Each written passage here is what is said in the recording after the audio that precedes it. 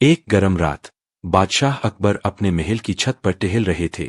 उनका शाही बिस्तर सोने और रेशम का बना था, लेकिन उन्हें लगता था कि वह एक विशाल सोने के पिंजरे में है।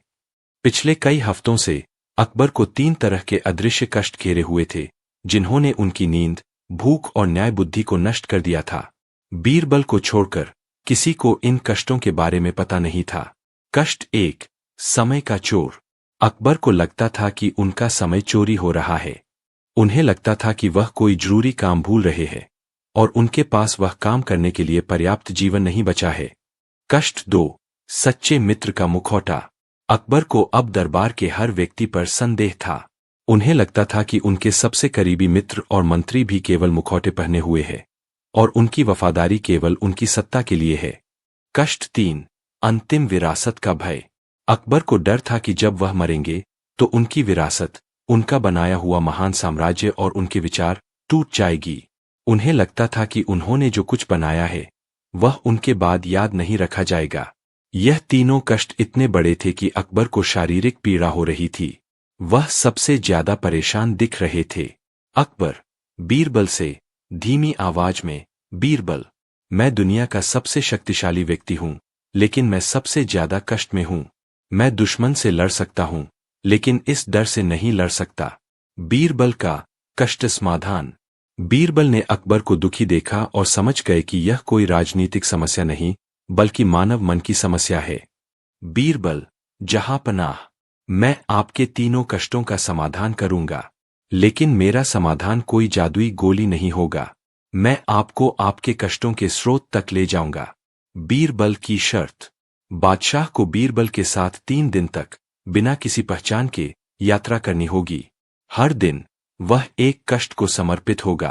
बादशाह को कष्ट का सामना करना होगा, न कि उससे भागना। अकबर तैयार हो गए। वह इस मानसिक पीड़ा से छुटकारा पाना चाहते थे।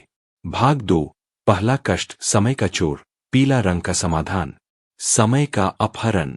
बीरबल और अकबर ने साधारण व्यापारी का वेश धारण किया।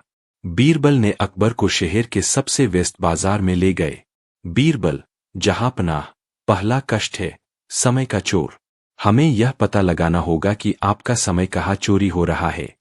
बाजार में बीरबल ने अकबर को एक ऐसी जगह पर खड़ा कर दिया जहां दरबार के सभी अधिकारी अपने काम के बाद गपशप करने और चाय पीने आते थे।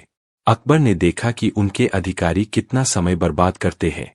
एक अधिकारी आधे घंटे तक यह बहस करता रहा कि चाय में चीनी कितनी ज्यादा है। दूसरा अधिकारी 2 घंटे तक अपनी पत्नी के गहनों की तारीफ करता रहा। तीसरा अधिकारी 4 घंटे तक केवल कल क्या करूंगा की योजना बनाता रहा। अकबर गुस्से में, देखो, मेरे साम्राज्य का समय यहां बर्बाद हो रहा है। ये लोग मेरे सबसे जरूरी काम के बजाय फालतू बातें कर रहे हैं। यही मेरा चोर है। बीरबल का समाधान। बीरबल, नहीं, जहांपनाह, यह चोर नहीं है। ये लोग चोर के शिकार है।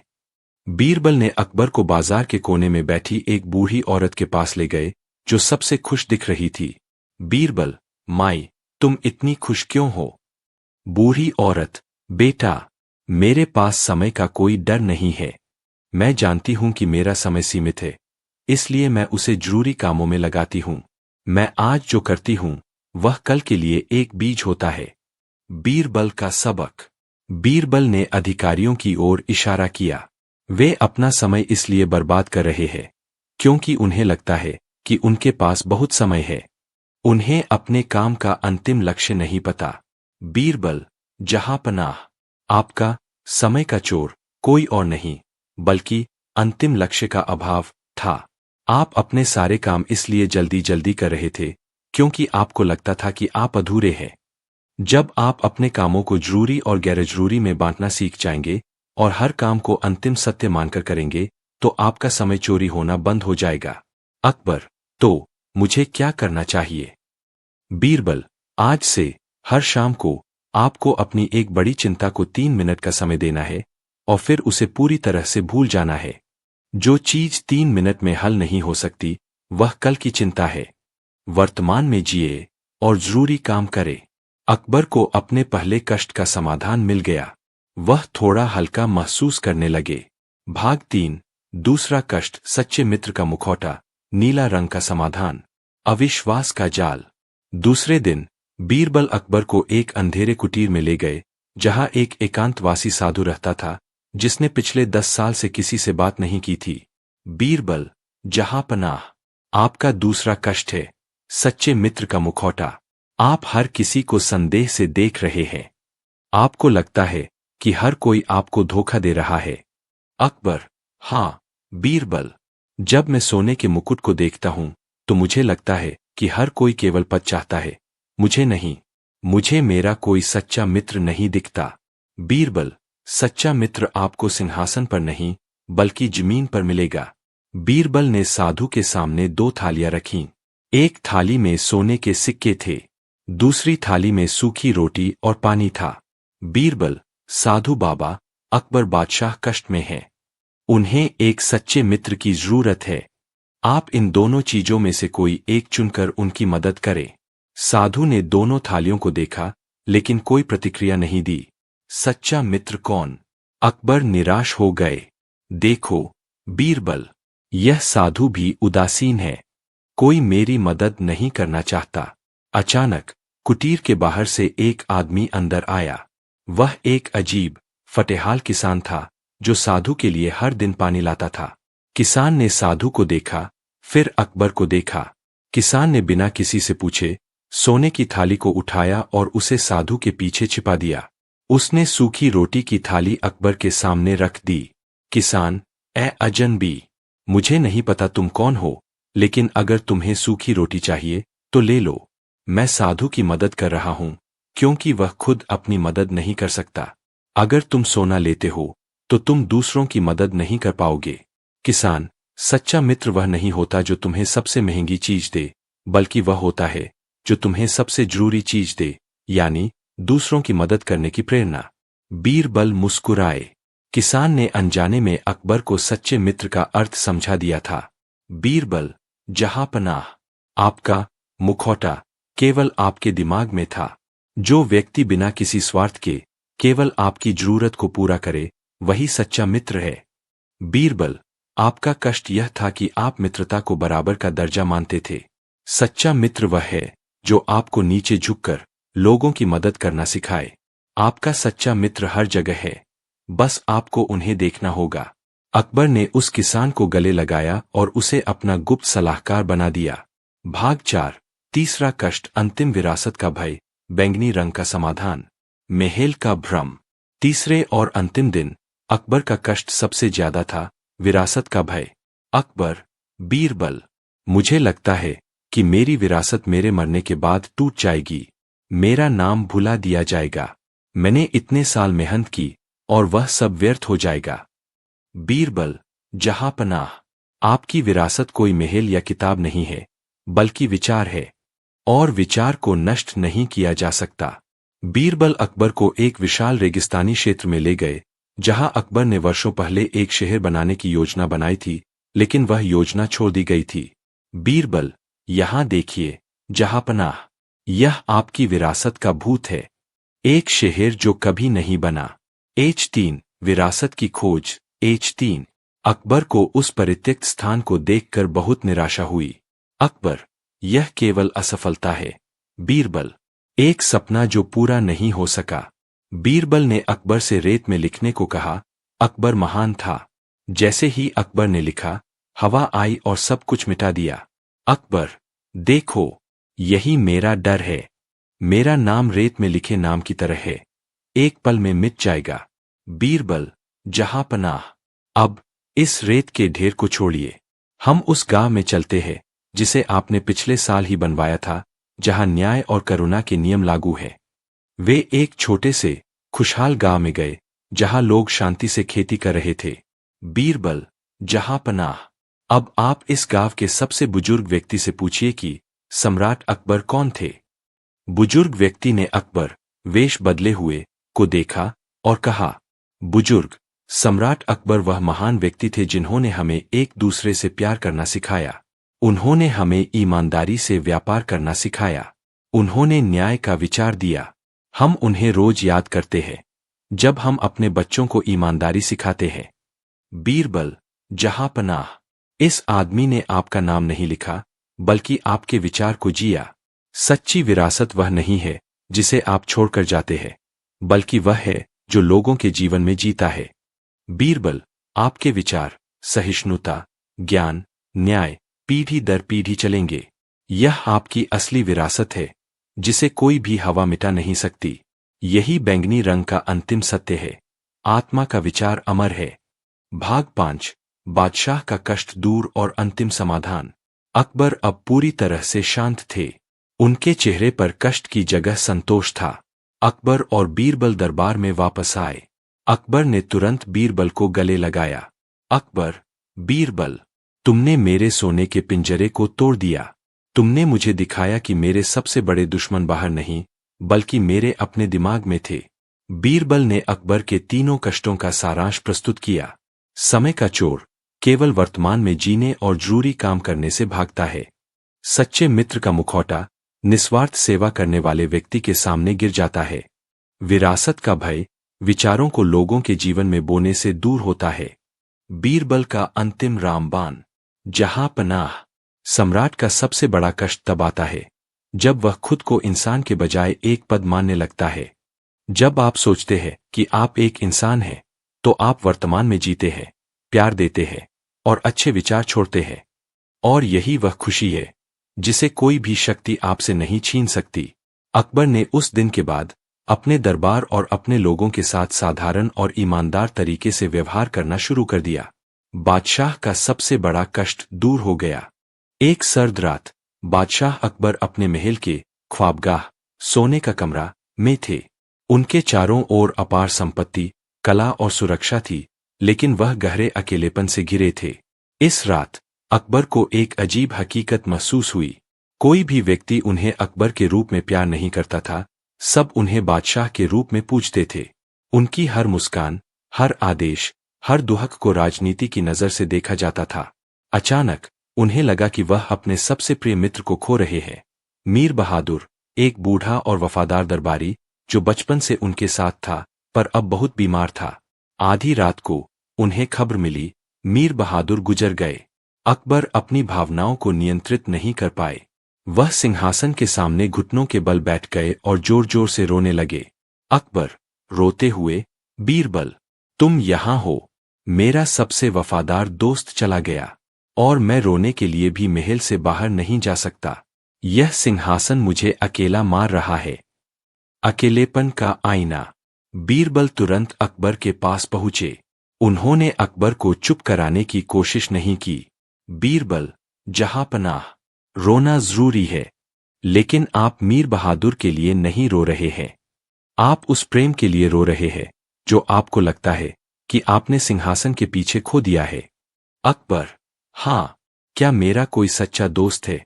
बीरबल, तुम भी मुझसे बादशाह की तरह बात करते हो। बीरबल, यह मेरी मजबूरी है।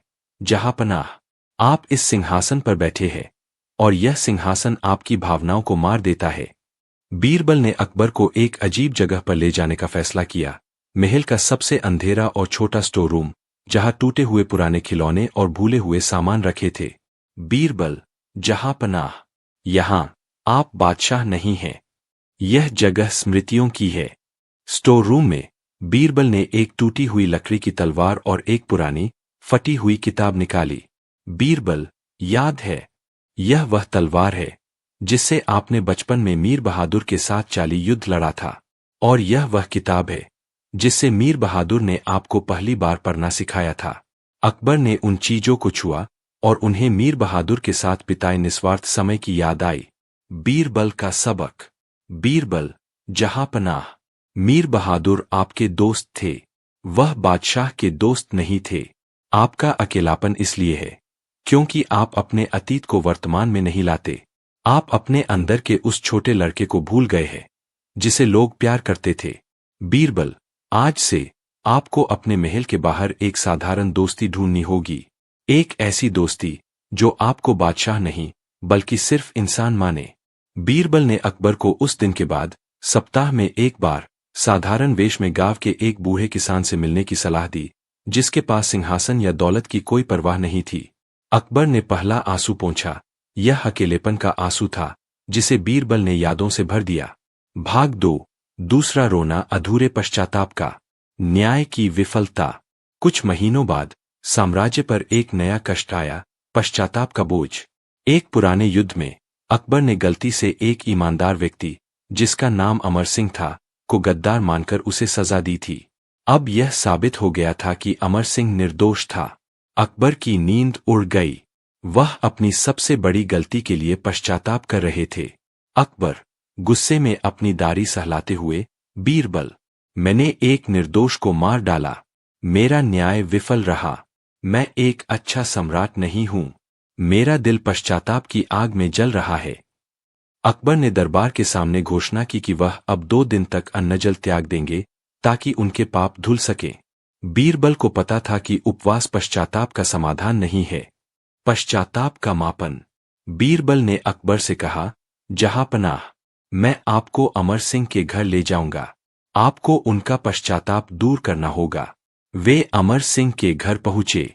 अमर सिंह का बेटा, जो बहुत गरीब था, अपने पिता की यादों के साथ रह रहा था।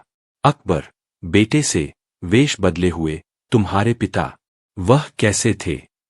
बेटा, वह ईमानदार थे, लेकिन बादशाह ने उन्हें मार डाला। मुझे अब बादशाह से कोई बदला नहीं चाहिए। मुझे केवल मेरे पिता के लिए न्याय का नाम वापस चाहिए। बीरबल ने अकबर को एक अजीब शर्त रखी। बीरबल, जहांपनाह, पश्चाताप को मापा नहीं जा सकता, लेकिन हम एक नाटक करेंगे। बीरबल ने अमर सिंह के बेटे से कहा, हम तुम्हें अकबर बादशाह के खजाने की चाबी देते हैं। तुम महल में जाओ और बादशाह को बताओ कि तुम्हें उनके साथ क्या करना चाहिए। बेटा महल गया। बेटा, बादशाह, आप मेरे पिता के कातिल हैं। मैं आपके खजाने को जला सकता हूं या मैं आपको मार सकता हूं। आप मुझे दोनों की अनुमति दीजिए। दरबार में सन्नाटा छा गया। बीरबल का यह कदम बहुत खतरनाक था। पश्चाताप का विसर्जन। अकबर खड़े हुए और अपनी आंखें बंद कर लीं। अकबर, हाँ बेटे, तुम मेरे खजाने को जला दो, और अगर तुम्हें शांति मिलती है तो मुझे भी मार डालो। बेटा, आंखों में आंसू के साथ, नहीं, मैं दोनों नहीं कर सकता। बेटा, आपके खजाने को जलाकर मेरे पिता वापस नहीं आएंगे, और आपको मारकर मैं आपके जैसा बन जाऊंगा जो गलती करता है। मुझे बस इतना चाहिए कि आप मेरे पिता का नाम इतिहास के पन्नों में इज्जत के साथ लिखें और उस पैसे से एक नया गांव बनाए जिसका नाम अमर न्याय हो। अकबर ने यह सुनकर रो पड़े। यह रोना पश्चाताप का नहीं, बल्कि मुक्ति का था। बीरबल, यही है जहांपनाह। पश्चाताप का बोझ तब कम होता है जब आप मरम्मत करते हैं, न कि खुद को सजा देते हैं। उपवास या रोना अधूरा पश्चाताप है। दूसरों के जीवन में बदलाव लाना पूर्ण पश्चाताप है। बीरबल, अमर सिंह का बेटा बदला नहीं चाहता था। वह चाहता था कि आप अपनी शक्ति का उपयोग भविष्य को बेहतर बनाने में करें, न कि अतीत को कोसने में। अकबर ने दूसरा आंसू पोंछा। यह पश्चाताप का आंसू था जिसे बीरबल ने न्याय से भर दिया। भाग 3। तीसरा रोना, विदाई और विरासत का डर। दी फियर ऑफ फाइनल लेगेसी। विरासत का विचार। कुछ वर्ष बाद अकबर वृद्धावस्था की ओर बढ़ रहे थे।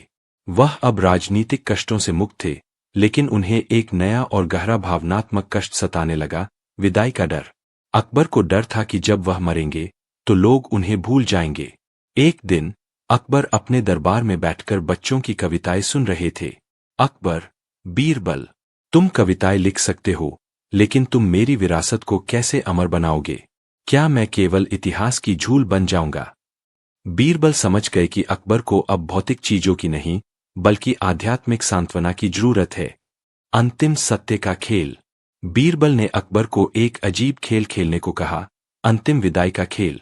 बीरबल, जहांपनाह, आपको आज से 3 दिन तक दरबार में अपने हर प्रिय चीज को अंतिम बार देखना होगा, और हर चीज को देखते हुए आपको खुशी महसूस करनी होगी, दुख नहीं। पहला दिन, शाही मुकुट। अकबर ने अपने मुकुट को देखा। अकबर, यह केवल धातु है। मेरी शक्ति इसके बिना भी रहेगी। दूसरा दिन, अपने बेटे। अकबर ने शहजादे सलीम को देखा। अकबर, मेरा बेटा, वह मुझ जैसा महान नहीं है। वह मेरे विचारों को भूल जाएगा। तीसरा दिन, बीरबल। अकबर ने बीरबल को देखा। अकबर, तुम मेरे सबसे अच्छे दोस्त हो। तुम्हें खोने का डर मुझे सबसे ज्यादा रुलाता है। रोना और विदाई का स्वीकार। अंतिम दिन अकबर फिर से रो पड़े। यह रोना विदाई का था। अकबर, बीरबल, मैं यह डर सहन नहीं कर सकता। मेरा बेटा मेरे विचार को नहीं समझेगा और तुम भी एक दिन चले जाओगे। बीरबल, शांत हो जाइए जहांपनाह। अब मैं आपको अंतिम सत्य दिखाता हूं। बीरबल ने अकबर को महल की सबसे ऊंची मीनार पर ले गए। उन्होंने एक मिट्टी का दीपक जलाया। बीरबल, जहांपनाह, यह आपकी आत्मा है। जब आप इस दीपक को जलाते हैं तो यह अपने अस्तित्व के लिए नहीं जलता, यह प्रकाश फैलाता है। बीरबल ने उसी दीपक से 1000 अन्य दीपक जलाए और उन्हें पूरे शहर में बांट दिया। बीरबल, देखिए, जब आपका दीपक बुझ जाएगा, आप मर जाएंगे, तब भी आपका प्रकाश, आपके विचार शहर के हर कोने में जीवित रहेगा। बीरबल, आपका बेटा आपका वारिस है, लेकिन आपके विचार, सहिष्णुता, ज्ञान, न्याय आपके असली वारिस है। हर बार जब कोई व्यक्ति न्याय करता है या एकता का जश्न मनाता है तो वह आपको याद करता है। आपकी विदाई केवल शरीर की होगी, आपकी विरासत की नहीं। अकबर ने तीसरा आंसू पोंछा। यह विदाई का आंसू था जिसे बीरबल ने अमरता से भर दिया। भाग 4, अकबर का महानतम सबक। उस दिन के बाद अकबर ने अपने 3 आंसुओं को जीवन के 3 सबक के रूप में याद रखा। पहला आंसू, अकेलापन, मुझे अपने अंदर के इंसान को नहीं भूलना चाहिए। दूसरा आंसू, पश्चाताप, मुझे अतीत पर रोने के बजाय भविष्य की मरम्मत करनी चाहिए। तीसरा आंसू, विदाई, मेरी विरासत मेरे विचारों में है, मेरे शरीर में नहीं। अकबर का रोना केवल दुख नहीं था, बल्कि आत्मशुद्धि का एक तरीका था जिसे बीरबल की बुद्धिमत्ता ने अमरता में बदल दिया। सम्राट अकबर ने बीरबल को उत्तर पश्चिमी सीमांत के जनजातीय विद्रोह को शांत करने के लिए एक अत्यंत गोपनीय और खतरनाक मिशन पर भेजा था। बीरबल युद्ध के बजाय कूटनीति का उपयोग करने गए थे। 10 हफ्तों तक कोई खबर नहीं आई। फिर एक शाम सेनापति मानसिंह ने बादशाह अकबर के सामने एक फटा हुआ, खून से सना हुआ शाही कागज पेश किया। मानसिंह, दुख और डर से कांपते हुए, जहांपनाह, हमें खेद है। बीरबल और उनके पूरे दल पर घात लगाकर हमला हुआ। यह कागज बीरबल के अंतिम संदेश का टुकड़ा है। हमें लगता है कि वह। मानसिंह बोल नहीं पाए। अकबर, शांत, भयानक आवाज में, क्या सोचते हो मानसिंह? बोलो। मानसिंह, हुजूर, हमने कोई शरीर नहीं पाया, लेकिन सबूत बताते हैं कि इस हमले में कोई नहीं बचा। बीरबल, शहीद हो गए। H3, अकबर का शून्य। H3, अकबर ने मानसिंह को बिना पलक झपकाए देखा। उनका चेहरा सफेद पड़ गया। उन्होंने न तो चीख मारी, न रोए। वह पूरी तरह से शून्य, शौक में चले गए। अकबर, तुम गलत हो।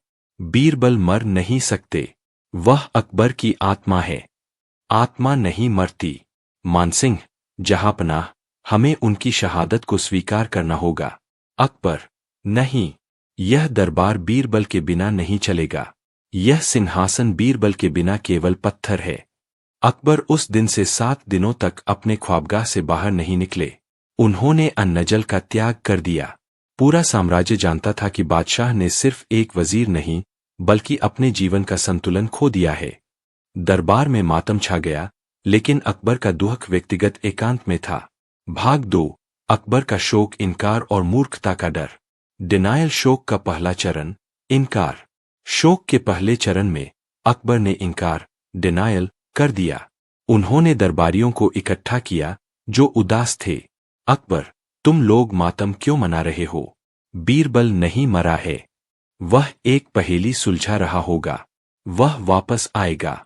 मैं तुम्हें आदेश देता हूं, बीरबल की कुर्सी को कोई नहीं छुएगा और दरबार में कोई दुहक नहीं मनाएगा। अकबर ने बीरबल की जगह पर एक आईना रखवा दिया। अकबर, बीरबल यही है। वह हमारी बुद्धिमत्ता में रहता है। जिसे बुद्धिमत्ता चाहिए वह आईने में देखे। H3, मूर्खता का डर। H3, लेकिन बीरबल के बिना दरबार पूरी तरह से मूर्ख लगने लगा।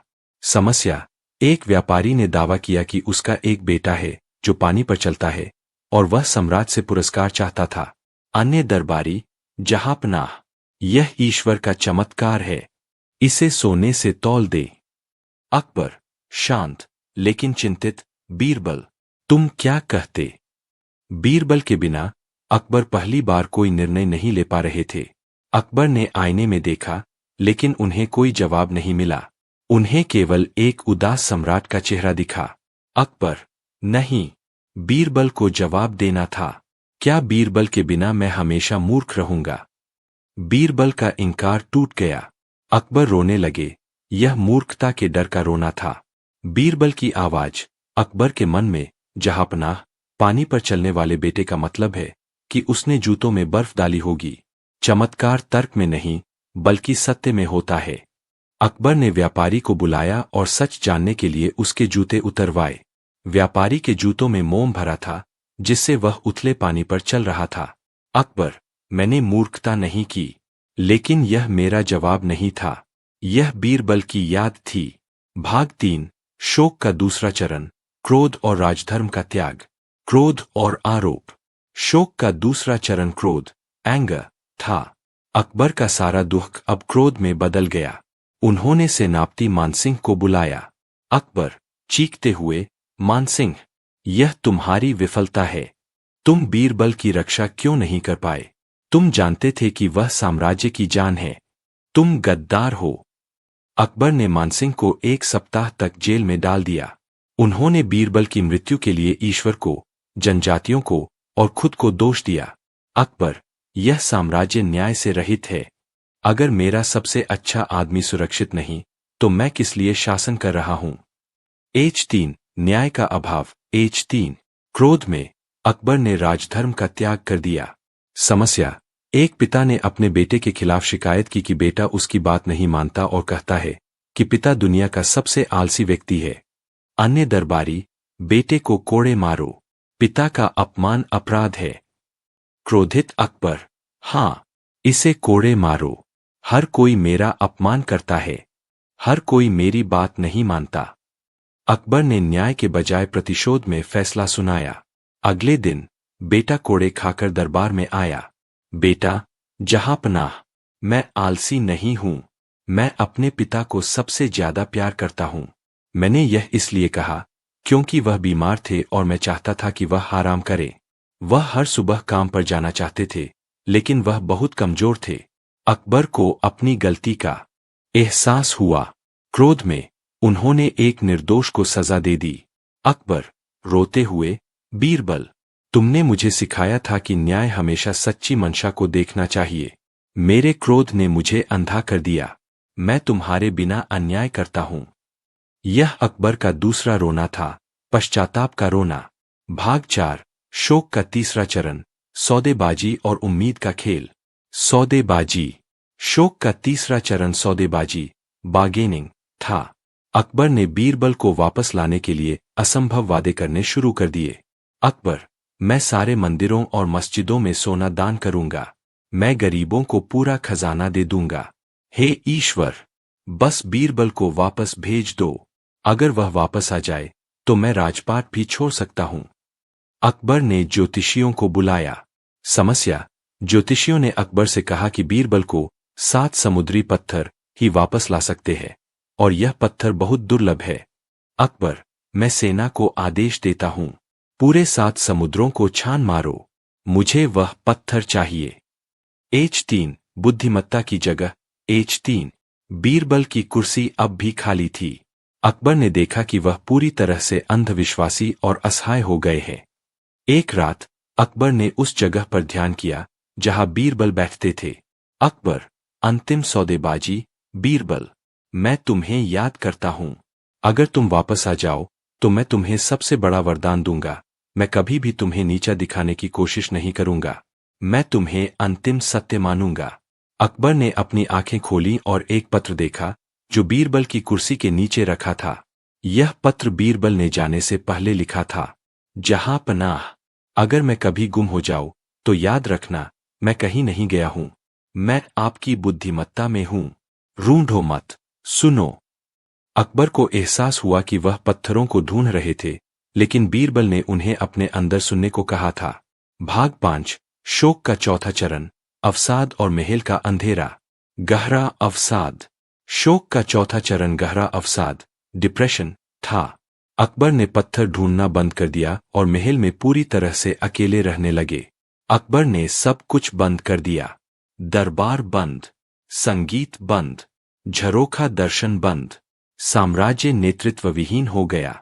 अकबर का दुख इतना गहरा था कि उन्होंने अपने साम्राज्य को भी भूलना शुरू कर दिया। अकबर, क्या फायदा? बीरबल के बिना मैं क्या करूंगा? मैं सबसे अकेला राजा हूं। मैं हार गया हूं। H3, बीरबल की जगह। H3, बीरबल की खाली कुर्सी अब एक दर्दनाक स्मारक थी। समस्या। एक पड़ोसी राजा ने अकबर को एक अजीब पहेली भेजी। वह क्या है जो राजा को मरने से पहले मार देती है? अन्य दरबारी कोई जवाब नहीं दे सका। अवसादग्रस्त अकबर, यह निराशा है। यही मुझे मार रही है। अकबर ने अपने जवाब के साथ एक पत्र भेजा। राजा को मरने से पहले उसकी निराशा मार देती है। पड़ोसी राजा का जवाब आया, तुम गलत हो। राजा को मरने से पहले उसका डर मार देता है। अकबर को एहसास हुआ कि वह कितना कमजोर हो गए थे। बीरबल हमेशा उन्हें डर पर जीतना सिखाते थे। अकबर, रोते हुए, बीरबल, मैं इतना कमजोर क्यों हो गया? मैं अपने डर से हार गया। यह अकबर का तीसरा रोना था, कमजोरी का रोना। भाग 6, शोक का 5वां चरण, स्वीकृति और अंतिम मिशन। स्वीकृति। शोक का 5वां चरण स्वीकृति, एक्सेप्टेंस, था। एक दिन अकबर ने अपने आंसू पोंछे और सिंहासन पर बैठे। वह उदास थे, लेकिन मजबूत थे। अकबर, ठीक है। बीरबल चला गया, लेकिन वह चाहता था कि मैं शासन करूं। मुझे उसकी विरासत को आगे बढ़ाना होगा। अकबर का संकल्प। अकबर ने बीरबल की खाली कुर्सी को प्रणाम किया और घोषणा की, मैं अब से बीरबल के विचार के साथ शासन करूंगा। मैं हर समस्या को बीरबल की तरह तर्क, हास्य और साहस से देखूंगा। अकबर का अंतिम मिशन। अकबर ने सेनापति मानसिंह को जेल से निकाला और उसे एक अंतिम मिशन दिया। मुझे उस जगह पर ले चलो जहां बीरबल शहीद हुए थे। मैं उन्हें अंतिम सम्मान दूंगा। अकबर खुद उस दूरस्थ, खतरनाक क्षेत्र की यात्रा पर निकल पड़े। यह विदाई का अंतिम कार्य था। भाग 7, बीरबल की वापसी और रामबाण दवा, मुठभेड़ और चमत्कार। अकबर और मानसिंह उस पहाड़ी क्षेत्र में पहुंचे जहां हमला हुआ था। अचानक उन्हें पहाड़ियों से एक मजेदार, तेज आवाज सुनाई दी। आवाज, हा हा हा, तुम सोचते हो कि तुम मुझे इतनी आसानी से मार दोगे? अकबर के पास अब भी बहुत कुछ सीखने को है। अकबर चौंक गए। यह आवाज किसी और की नहीं, बल्कि बीरबल की थी। अकबर और मानसिंह उस दिशा में दौड़े। वहां बीरबल बिल्कुल सुरक्षित थे। वह वहां के जनजातीय नेताओं के साथ एक खेल खेल रहे थे, जिसमें वह उन पर बुद्धिमत्ता के तीखे प्रहार कर रहे थे, न कि तलवार के। बीरबल ने समझाया, बीरबल, जहांपनाह, हमला हुआ था और मेरे कई साथी मारे गए थे, लेकिन मैंने छिपने का नाटक किया ताकि मैं जनजातियों को उनके अपने क्षेत्र में हरा सकूं। मैंने उन्हें कूटनीति से हराया। बीरबल, और वह खून से सना कागज, वह मैंने ही भेजा था ताकि मेरे दुश्मन सोचे कि मैं मर गया हूं। अकबर, खुशी, क्रोध और राहत के मिश्रण में, तुम जिंदा हो। तुम वापस क्यों नहीं आए? क्या तुम जानते हो कि मैंने कितना कष्ट सहा? बीरबल, हाँ जहांपनाह, मैं सब जानता हूं। बीरबल का अंतिम इलाज। बीरबल ने अकबर को कसकर गले लगाया। बीरबल, जहांपनाह, मैं इसलिए वापस नहीं आया क्योंकि मैं चाहता था कि आप 3 चीजें सीखें। आप अकेले नहीं हैं। आप मेरे विचारों के साथ शासन कर सकते हैं। आप कमजोर नहीं हैं। आपने अपने डर पर जीत हासिल की और मिशन पर आए। आप निर्भर नहीं हैं। आपने मेरी खाली कुर्सी को देखकर भी न्याय करने का निर्णय लिया। बीरबल, मेरी मौत की खबर आपकी रामबाण दवा थी। यह आपको मजबूर करती थी कि आप मेरे बिना खुद को ढूंढें। अकबर ने बीरबल को कसकर गले लगाया। इस बार अकबर का रोना खुशी का था। यह रोना प्रेम और कृतज्ञता का था। भयानक साजिश और गुप्त योजना, झर और संदेह। एक सुबह बादशाह अकबर अपनी दिनचर्या शुरू कर रहे थे तभी उन्हें भयानक उल्टी और तीव्र दर्द का अनुभव हुआ। शाही वैद्य ने तुरंत जहर की पहचान की। यह एक धीमा, अदृश्य विष था जिसे उनके भोजन में मिलाया गया था। अकबर बच गए, लेकिन पूरी तरह ठीक नहीं हुए। अकबर कमजोर आवाज में, बीरबल, यह कोई मामूली दुश्मन नहीं है। यह जहर राजमहल से आया है। कोई हमारा सबसे करीबी है जो सिंहासन चाहता है। बीरबल ने गुप्त रूप से जांच शुरू की, लेकिन हर तरफ वफादारी का मुखौटा था। संदिग्धों में वजीर, सेनापति, यहां तक कि अकबर के कुछ रिश्तेदार भी थे। बीरबल, जहांपनाह, अगर हम इस तरह जांच करते रहे तो अगली बार वे सफल हो जाएंगे। हमें दुश्मन को खुलेआम आने का मौका देना होगा। मृत्यु का ऐलान। बीरबल ने अकबर को एक अत्यंत जोखिम भरी योजना बताई। बादशाह को गुप्त रूप से महल के सबसे सुरक्षित स्थान पर छिपना होगा। शाही वैद्य को घोषणा करनी होगी कि बादशाह अब इस दुनिया में नहीं रहे। बीरबल अपने शोक के बीच दुश्मन को पहचानने के लिए 3 कठिन परीक्षाएं लेंगे। अकबर, लेकिन बीरबल, मेरी मृत्यु की खबर साम्राज्य को विद्रोह और अराजकता में डाल देगी। बीरबल, हाँ जहांपनाह, लेकिन यह अराजकता ही दुश्मन को खुलेआम आने के लिए मजबूर करेगी। यह हमारी अंतिम परीक्षा होगी। शाही वैद्य ने आंख में आंसू भरकर दरबार में घोषणा की, बादशाह अकबर हमें छोड़कर चले गए। पूरा दरबार सदमे में डूब गया। शाही शोक घोषित कर दिया गया, लेकिन पर्दे के पीछे बीरबल और एक वफादार समूह ने अपना काम शुरू कर दिया। भाग 2, मातम और सिंहासन का खालीपन। साम्राज्य का शोक। बादशाह के मरने की खबर बिजली की तरह पूरे साम्राज्य में फैल गई। आम जनता सड़कों पर रोने लगी। उन्होंने अपने घरों में चूल्हा जलाना बंद कर दिया, क्योंकि उन्होंने न्याय और सहिष्णुता के सबसे बड़े संरक्षक को खो दिया था। दरबारी, वफादार दरबारी जैसे मानसिंह सचमुच गहरे शोक में थे। उन्होंने अपने बाल और दाढ़ी कटवा लिए और महल में अंधेरा कर दिया। सिंहासन खाली था। एक खाली सिंहासन हमेशा लालच को आकर्षित करता है। बीरबल, मन में अब असली खेल शुरू होगा। जो सच्चा शोक मनाएगा वह वफादार है। जो सबसे जल्दी सिंहासन की बात करेगा वही हमारा दुश्मन है। पहली परीक्षा, सोने के आंसू। बीरबल ने शोक के बीच पहली परीक्षा की घोषणा की, जिसका नाम था सोने के आंसू। बीरबल, चूंकि हमारे महान बादशाह ने हमेशा गरीबों की मदद की, इसलिए जो भी उनकी आत्मा को शांति देना चाहता है वह अपने दिल का सबसे कीमती हिस्सा दान करे। हम इस दान को बादशाह की अंतिम इच्छा मानेंगे। वफादार दरबारी, उन्होंने अपनी व्यक्तिगत संपत्ति, जमीन, गहने दान कर दी, क्योंकि वे वास्तव में बादशाह से प्रेम करते थे।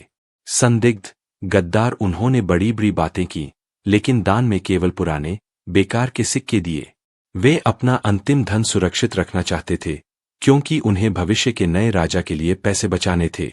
बीरबल ने ध्यान दिया कि प्रमुख संदिग्ध, वजीर और एक रिश्तेदार ने बड़ी धनराशि का वादा तो किया, लेकिन दान केवल कागजों पर किया। उन्होंने वास्तविक धन नहीं दिया। बीरबल, अकबर से गुप्त स्थान पर जहांपनाह। पहला संकेत मिल गया। असली गद्दार पैसे से चिपके हुए हैं, क्योंकि वे सत्ता को खरीदना चाहते हैं। भाग 3, दूसरी परीक्षा, नए राजा का मुखौटा। सत्ता का लो।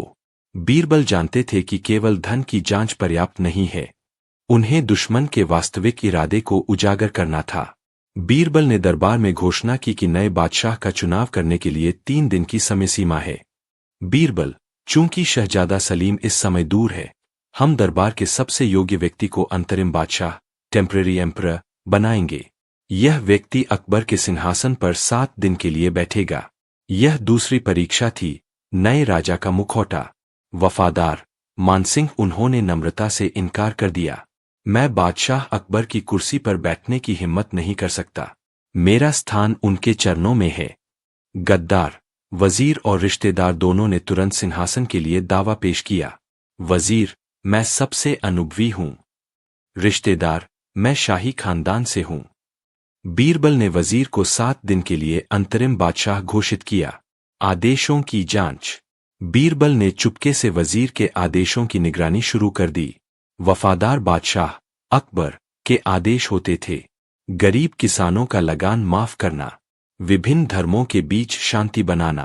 अंतरिम बादशाह वजीर के आदेश थे अपने व्यक्तिगत दुश्मनों को ऊंचे पद देना, दरबार के खजाने से एक बड़ी रकम अपने निजी किले में भेजना, अकबर के सहिष्णुता के कानून को बदलना और कठोर नियम लागू करना। बीरबल अकबर से जहांपनाह। दूसरा संकेत मिल गया। वजीर केवल सत्ता नहीं चाहता, वह आपके काम को नष्ट करना चाहता है। उसने 7 दिन के लिए भी आपके विचारों का सम्मान नहीं किया। वजीर ने अब बीरबल को भी शक की निगाह से देखना शुरू कर दिया और उन्हें दरबार से दूर रखने के बहाने ढूंढने लगा।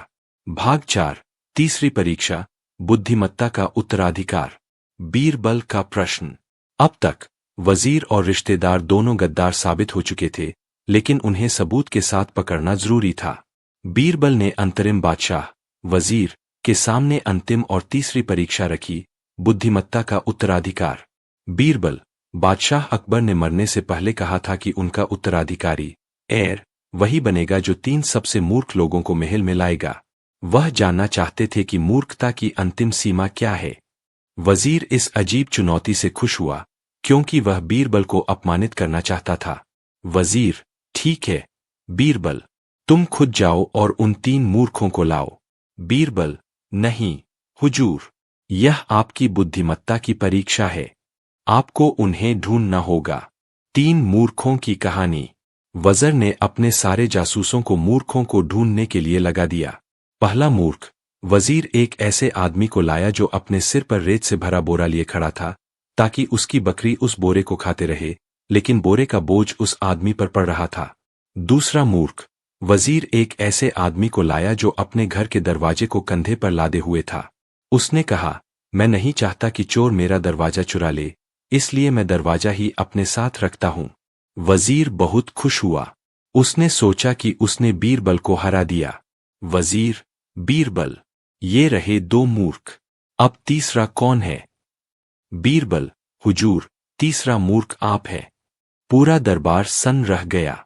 वजीर, तुम मुझे मूर्ख कह रहे हो, इसकी सजा मौत है। बीरबल, ठहरिए हुजूर, आप मूर्ख इसलिए है क्योंकि आपने बादशाह अकबर की मृत्यु की खबर पर विश्वास किया।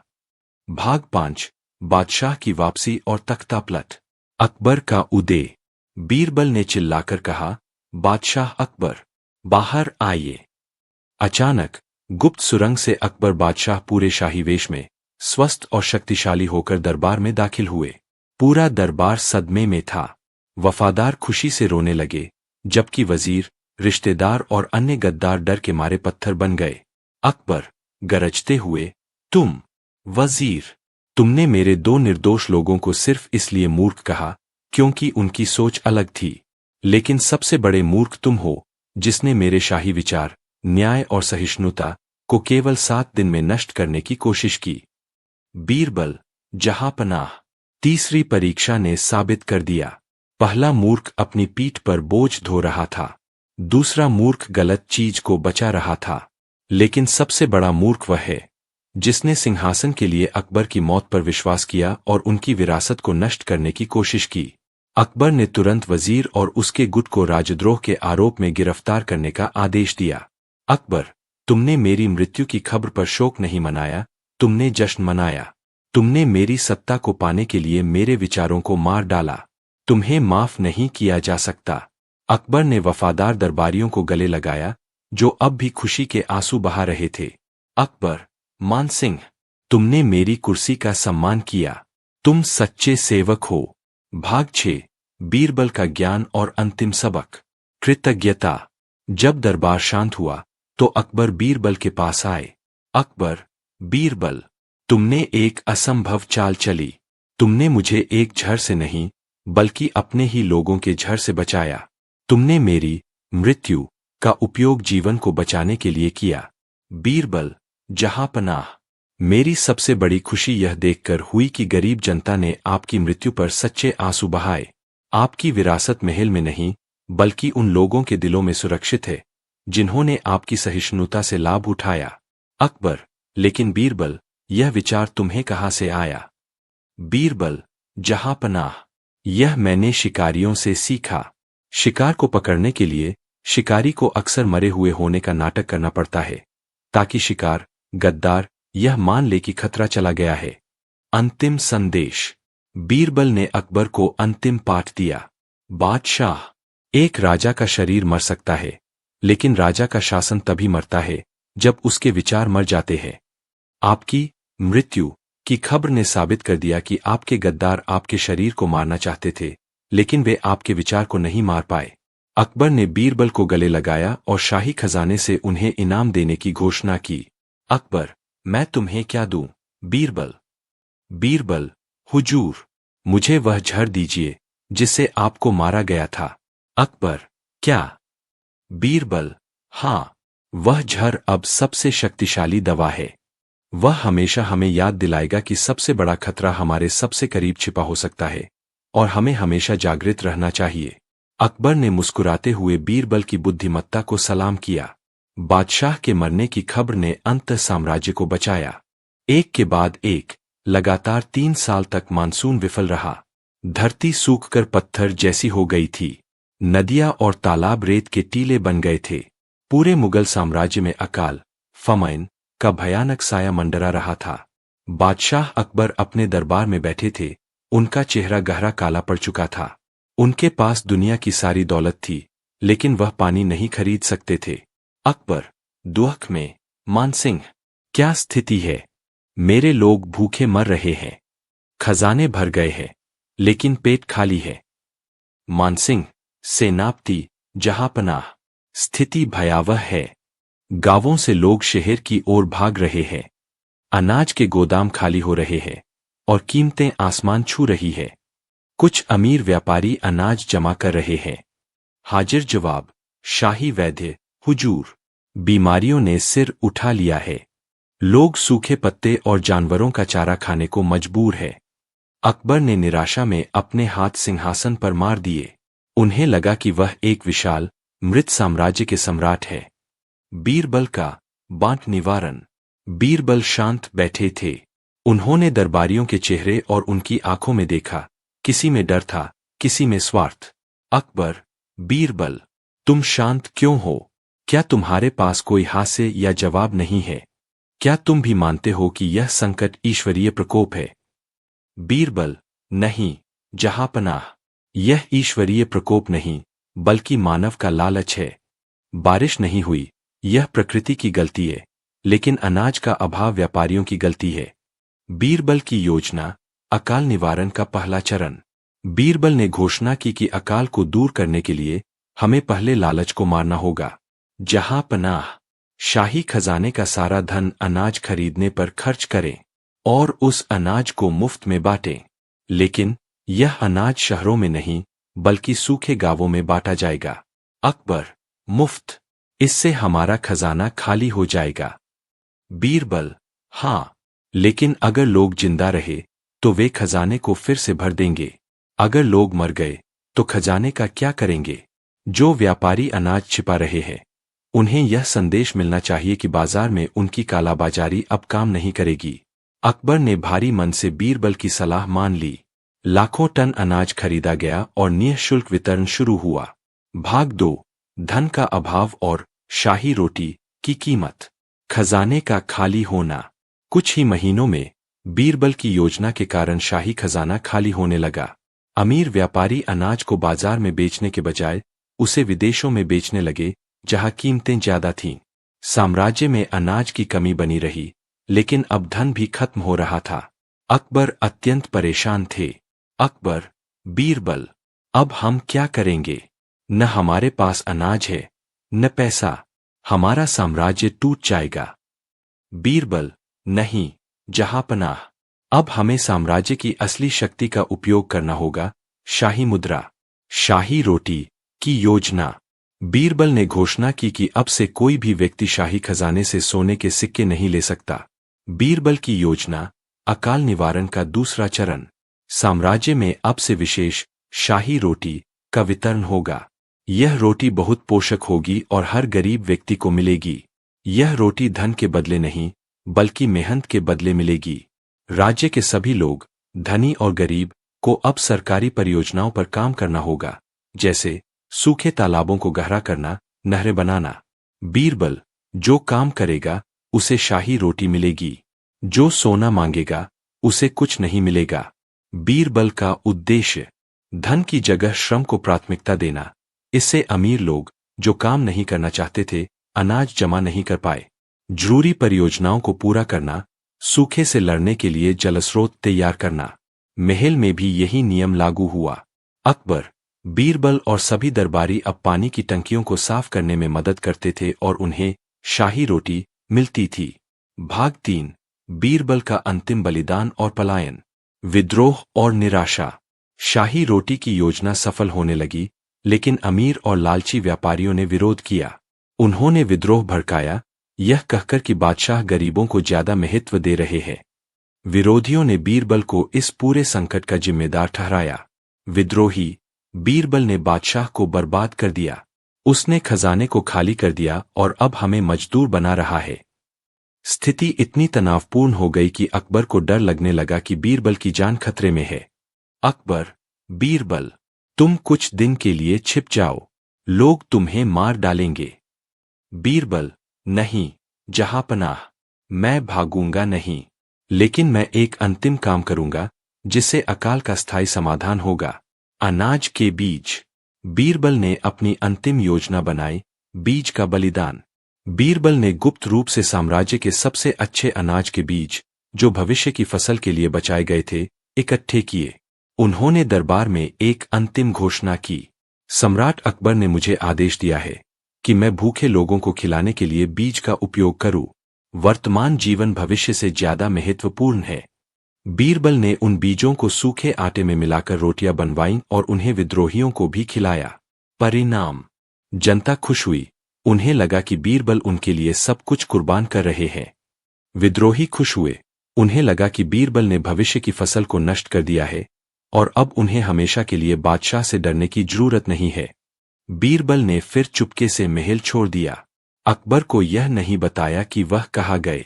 बीरबल के जाने की खबर ने अकबर को गहरे दुख में डाल दिया। भाग 4, अकबर का दुख और अकाल का चरम अकेलापन और अंधेरा। बीरबल के जाने के बाद अकबर पूरी तरह से टूट गए। उन्हें लगा कि उन्होंने सबसे सच्चा सलाहकार खो दिया। अकबर, पहले अकाल ने मेरे खजाने को लिया, फिर मेरे लोगों के सुख को लिया और अब इसने बीरबल को भी छीन लिया। मैं एक असफल सम्राट हूं। अकबर ने महल में सफेद कपड़ा ओढ़ लिया और घोषणा की कि जब तक अकाल खत्म नहीं होगा, वह साधारण जीवन जिएंगे। अकाल का चर। अकाल अपने चरम पर पहुंच गया। बीरबल ने जो बीज बांट दिए थे, उससे लोगों को खाने को मिल गया, लेकिन अब भविष्य की कोई आशा नहीं थी। समस्या, एक गांव में दो भाई अनाज के एक छोटे से बोरे के लिए लड़ रहे थे और उन्होंने एक दूसरे को मार डाला। यह खबर सुनकर अकबर जोर जोर से रोने लगे। यह रोना असहायता का था। अकबर, अगर मैं अपने लोगों को आपस में लड़ने से नहीं रोक सकता, तो मुझे सम्राट होने का कोई अधिकार नहीं है। अकबर ने अंतिम आदेश दिया, मुझे उस जगह ले चलो जहां बीरबल हमेशा ध्यान करते थे। भाग 5, बीरबल की अंतिम शाह का पुनरागमन। आशा की जड़ें। अकबर बीरबल के ध्यान स्थल पर पहुंचे। वह एक पुराना बरगद का पेड़ था। वहां उन्हें बीरबल द्वारा लिखा गया एक गुप्त संदेश मिला। जहां पनाह, मैंने आपको छोड़ दिया ताकि मैं भविष्य की फसल को बचा सकूं। मैंने जो बीज आपको भूखों को खिलाने के लिए दिए थे, वे निकृष्ट थे। असली बीज सुरक्षित है। बीरबल का रहस्य। बीरबल ने अनाज के सबसे अच्छे बीजों को नहीं बांटा था। उन्होंने निकृष्ट बीजों को आटे में मिलाकर रोटियां बनवाईं। असली बीज। बीरबल उन बीजों को लेकर साम्राज्य के सबसे दूरस्थ बर्फीले पर्वतीय क्षेत्रों में चले गए थे, जहां थोड़ा सा पानी अब भी उपलब्ध था। बीरबल ने वहां गुप्त रूप से उन बीजों को बोया और पहाड़ी पानी से उनकी सिंचाई की। संदेश में लिखा था, मैं वापस आ रहा हूं, जहांपनाह, और मेरे साथ अकाल का समाधान भी आ रहा है। आप अपने लोगों को 3 दिन तक इंतजार करने को कहें। बीरबल की वापसी। 3 दिन बाद बीरबल हजारों बैलों और गाड़ियों के काफिले के साथ दरबार में दाखिल हुए। हर गाड़ी पर ताजी हरी भरी फसल लदी थी। पूरा दरबार और शहर खुशी से झूम उठा। अकबर आंखों में आंसू के साथ, बीरबल, तुम कहाँ थे और यह क्या है? बीरबल, जहांपनाह, मैं अकाल को हराने गया था। मैं जानता था कि अगर मैं यहां बीज बोता तो लालच और सूखा दोनों उन्हें नष्ट कर देते। मैंने उन्हें लालची आंखों और सूखे मैदानों से दूर पहाड़ों की गोपनीयता में बोया। बीरबल, और मैंने कमजोर बीज इसलिए बांटे ताकि विद्रोही सोचे कि भविष्य अब नष्ट हो गया है और वे सत्ता के बजाय पेट भरने पर ध्यान दे। भाग 6, अकाल की समाप्ति और अंतिम पाठ। 3 सबक। अकबर ने खुशी से बीरबल को गले लगाया। अकाल समाप्त हो गया था। अकबर, बीरबल, तुमने असंभव को संभव कर दिया, लेकिन तुमने मुझे 3 बड़े सबक सिखाए। बीरबल के अकाल निवारण के 3 सबक। लालच पर विजय। आपने सिखाया कि लालच को हराने के लिए धन नहीं, बल्कि मेहनत की जरूरत होती है। शाही रोटी। दृष्टिकोण की शक्ति।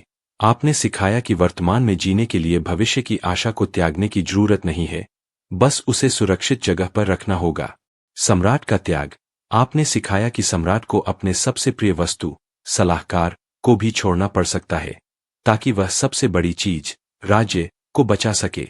बीरबल, हाँ, जहांपनाह। अकाल हमें सिखाता है कि सबसे बड़ा संसाधन सोना या अनाज नहीं है, बल्कि दूरदर्शिता और ईमानदारी है। अकबर ने उस दिन के बाद अकाल से लड़ने के लिए 3 स्थायी नियम लागू किए।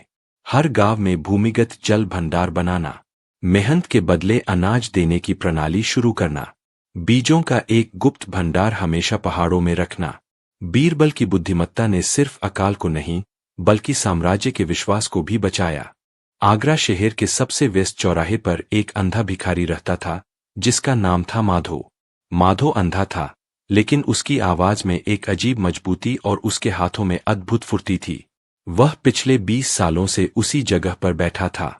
माधो केवल टूटे हुए तांबे के सिक्के ही स्वीकार करता था। सोने या चांदी के सिक्के आने पर वह विनम्रता से लौटा देता था।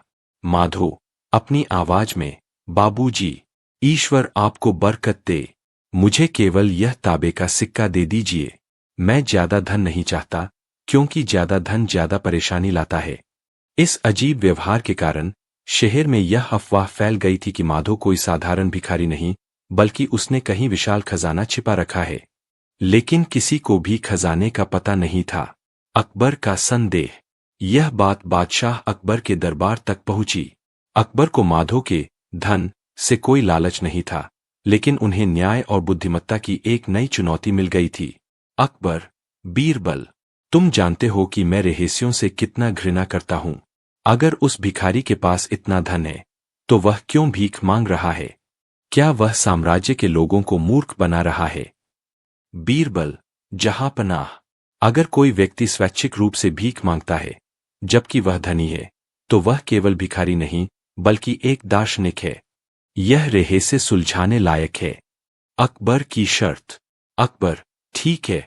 बीरबल, तुम्हें 1 सप्ताह के भीतर उस भिखारी का सारा धन ढूंढना होगा और यह भी पता लगाना होगा कि वह भीख क्यों मांग रहा है।